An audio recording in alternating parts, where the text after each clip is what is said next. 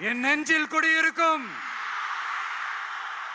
புதுச்சேரி மக்கள் உங்கள் அனைவருக்கும் என்னுடைய வணக்கம். வணக்கம் வணக்கம். எல்லாரும் எப்படி இருக்கீங்க? இந்த ஒன்றிய அரசுக்கு தான் தமிழ்நாடு ஒரு தனி மாநிலம், புதுச்சேரி ஒரு தனி யூனியன் பிரதேசம். அவங்களுக்கு தான் தமிழ்நாடு தனி, புதுச்சேரி தனி, இப்படி எல்லாம் இருப்பாங்க. ஆனா நமக்கெல்லாம் அப்படி கிடையாதுங்க.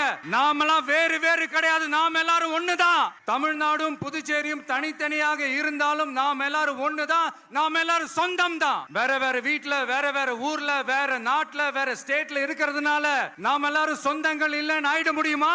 அது எப்படி முடியும்? இப்ப பாத்தீங்களா, ஒருத்தருக்கு ஒருத்தர் பாத்துக்கும் போது அந்த பாச உணர்வு, அதுதாங்க, அது மட்டும்தான். அது இருந்துட்டாலே போதும், வேற எதுவுமே தேவையில்லை. அதனால தமிழ்நாடு, புதுச்சேரி, கேரளா, கர்நாடகா, ஆந்திரா மட்டும் இல்ல, உலகத்துல எந்த மூலையில நம்ம வகைரா இருந்தாலும் அவங்க எல்லாருமே நம்மளோட உயிர் தான். அவங்க எல்லாருமே நம்மளோட உறவு தான். புதுச்சேரினாலே உடனே ஞாபகத்துக்கு வர்றது மணக்குள விநாயகர், அரவிந்தர் ஆசிரமம், வில்லியனூர் மாதான் சொல்லி இவங்க எல்லாரும் ஞாபகத்துல வருவாங்க. அது மட்டும் இல்ல, மகாகவி பாரதியார் அவர்கள் இருந்த மண், பாவேந்தர் பாரதிதாசன் அவர்கள் பிறந்த மண். அது மாதிரி இன்னும் சிறப்புகளை அடுக்கிக்கிட்டே போலாம். ஆனா அரசியல்னு வந்துட்டா ஒரு முக்கியமான விஷயத்தை பத்தி நம்ம சொல்லி ஆகணும். 1977ல புரட்சி தலைவர் எம்ஜிஆர் அவர்கள் தமிழ்நாட்டுல ஆட்சி அமைச்சாங்க.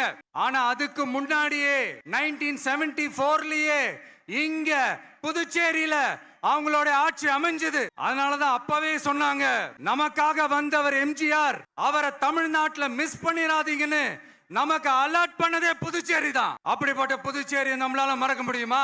அது மட்டும் இல்ல, இங்க இருக்கிற மக்கள் தமிழ்நாடு மாதிரியே புதுச்சேரி மக்களும் என்ன கிட்டத்தட்ட ஒரு 30 வருஷமா என்ன தாங்கி பிடிச்சுக்கிட்டு இருக்கிறீங்க. அதனால இந்த விஜய் தமிழ்நாட்டுக்கு மட்டும் தான் குரல் கொடுப்பான்னு நினைக்காதீங்க. அப்படி பண்ணாத தவறு. புதுச்சேரி மக்களுக்கும் சேர்த்து தான் குரல் கொடுப்பான். அது என்னுடைய கடமையும் கூட. அதனாலதான் இங்க நீங்க ஃபேஸ் பண்ற பிரச்சனைகளை பத்தி இன்னைக்கு நான் பேசுறதுக்காக வந்திருக்கிறேன். அது மட்டும் இல்ல, இந்த புதுச்சேரி கவர்மெண்ட்டை பத்தி நாம சொல்லியே ஆகணும். இது டெஃபினட்டா தமிழ்நாட்டுல இருக்கிற மாதிரி நம்ம திமுக கவர்மெண்ட் மாதிரி கிடையவே கிடையாது. ஏன்னா வேற ஒரு அரசியல் கட்சி நடத்துற நிகழ்ச்சியாகவே இருந்தாலும் அந்த நிகழ்ச்சிக்கு தன்னெழுச்சியா வர நம்ம மக்களுக்கு பாதுகாப்பு கொடுத்து பாரபட்சமே காட்டாம இந்த கவர்மெண்ட் நடந்துகிட்டு இருக்கிறாங்க. அப்படிப்பட்ட இந்த புதுச்சேரி கவர்மெண்ட்டுக்கு, நம்ம புதுச்சேரி சிஎம் சார் அவர்களுக்கும் இந்த நேரத்தில் என்னுடைய மனப்பூர்வமான நன்றிகளை தெரிவிச்சுக்கிறேன். இத பார்த்தாவது தமிழ்நாட்டில் இருக்கிற அந்த திமுக கவர்மெண்ட் கத்துக்கிட்டா நல்லா இருக்கும். ஆனா அவங்க கத்துக்க மாட்டாங்க. பரவாயில்ல, வரப்போற எலெக்ஷன்ல 100% கத்துக்குவாங்க. அத நம்ம மக்கள் பாத்துக்குவாங்க. புதுச்சேரியில் இருக்கிற கவர்மெண்டோட கூட்டணி ஆட்சியில இருந்தாலும் புதுச்சேரிய ஒன்றிய அரசு எதிலையுமே கண்டுக்கல என்றது புதுச்சேரி மக்களான உங்களுக்கு நல்லாவே தெரியும். மாநில அந்தஸ்து கோரிக்கையை மட்டுமா கண்டுக்கல, இங்க வளர்ச்சி ஏற்படவும் துணை நிக்கவே இல்லைன்னு கேள்விப்படுறோம். இந்த புதுச்சேரிக்கு இன்னும் மாநில அந்தஸ்து கொடுக்கல. மாநில அந்தஸ்து வேணும்னு கேட்டு பல முறை சட்டசபையில தீர்மானம் போட்டு ஒன்றிய அரசுக்கு அனுப்பி வச்சுக்கிட்டே இருக்கிறாங்க. இந்த வருஷம் கூட மார்ச் மாசம் 27ஆம் தேதி 2025 அன்னைக்கு ஒரு தீர்மானம் போட்டாங்க. அது மாநில அந்தஸ்து வேணும்னு கேட்டு ஒன்றிய அரசுக்கு அனுப்புற 16வது தீர்மானம். புதுச்சேரி, காரைக்கால் பகுதிகளில் மூடப்பட்ட 5 மில்கள், பல்வேறு தொழிற்சாலைகளை மீண்டும் திறக்கிறதுக்கு இதுவரைக்கும் ஒரு துரும்ப கூட கிள்ளி போடல. பல்லாயிரக்கணக்கான இளைஞர்களோட வேலை வாய்ப்புக்காக எதையுமே செய்யல. இங்க ஒரு ஐடி கம்பெனி உருவாகணும்ன்றது எண்ணமே இல்ல. அத பத்தி யார் பேசினாலும் அது அவங்க காதல விழவே விழல. இங்க ஒரு அமைச்சரை ஊழல் குற்றச்சாட்டுல பதவி விட்டு நீக்கப்பட்டு அந்த இடத்துக்கு இன்னொருத்தரை நியமிச்சு 200 நாள் ஆச்சு. இன்னும் அவருக்கு ஒரு இலாக்காவே தரல. இந்த செயல் சிறுபான்மை மக்களை அவமானப்படுத்துறதுன்னு அந்த மக்களே சொல்றாங்க. புதுச்சேரியோட முக்கிய அங்கமாக இருக்கிற காரைக்கால், மாகே, ஏனாம் பகுதிகளில் எல்லாம் முன்னேற்றமே இல்லைன்னு அந்த பகுதி மக்கள் சொல்லிக்கிட்டே இருக்கிறாங்க. குறிப்பா காவிரியோட கடைமடை பகுதியான காரைக்காலை மொத்தமா கைவிட்ட மாதிரி தான் இருக்குது. இது எல்லாமே முன்னேற்றம் அடையணும். டூரிஸ்ட் பிளேஸ் ஆன புதுச்சேரியில போதுமான அளவு பார்க்கிங் வசதி இல்ல, போதுமான அளவு கழிப்பறை வசதி இல்ல. இதெல்லாமே மேம்படுத்தணும். புதுச்சேரி கடலூர் மார்க்கமான ரயில் திட்டம் வேணும்ங்கிறது நீண்ட கால கோரிக்கை. புதுச்சேரி மக்களுக்கு ஒன்னே ஒண்ணுதான் சொல்லணும், இந்த திமுகவை நம்பாதீங்க.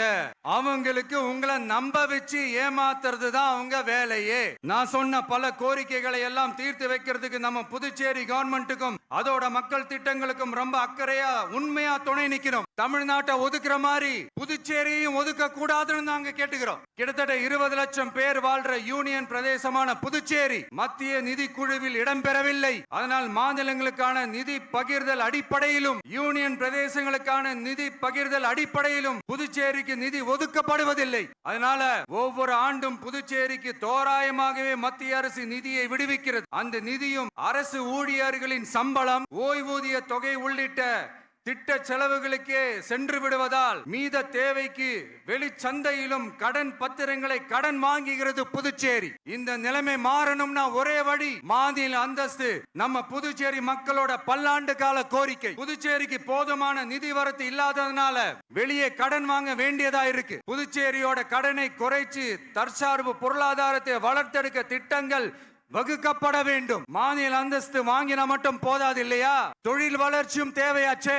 புதுச்சேரி தென்னிந்தியாவின் முன்னணி இண்டஸ்ட்ரியல் ஹப்பாக மாற்ற எல்லா முயற்சிகளும் எடுக்க வேண்டும். இந்திய அளவில் ரேஷன் கடைகளே இல்லாத மாநிலம் புதுச்சேரி தான். ஏழை எளிய மக்களுக்கு வாழ்வாதாரமே ரேஷன் கடைகள் தான். மற்ற மாநிலங்கள்ல இருக்கிற மாதிரி இங்கேயும் அரிசி, சர்க்கரை, பருப்பு, கோதுமை, எண்ணெய்னு அனைத்து பொருட்களும் வழங்கும் முறை சீராக்கப்பட வேண்டும். கடைசியா மீன் பிடிக்க செல்லும் காரைக்கால் மீனவர்களை அடிக்கடி கைது செய்யும் இலங்கை கடற்படை அவர்களின் படகுகளையும் பறிமுதல் செய்து விடுகிறது. அதனால் நீண்ட போராட்டங்களுக்கு பிறகு அவர்கள் விடுவிக்கப்பட்டாலும் படகுகள் கிடைக்காததால் படும் மோசமான நிலைக்கு தள்ளப்படுகின்றனர். இந்த நிலை மாற வேண்டும். நான் மறுபடியும் சொல்றேன், இந்த விஜய் புதுச்சேரி மக்களுக்காகவும் எப்பவும் துணை நிற்பான். வரப்போற புதுச்சேரி தேர்தல் களத்துல நம்மளுடைய தமிழக வெற்றி கழகத்தின் கொடி பட்டொளி வீசி பறக்கும். கான்பிடென்டா இருங்க, நல்லதே நடக்கும். வெற்றி நிச்சயம். மீண்டும் சந்திக்கும் வரை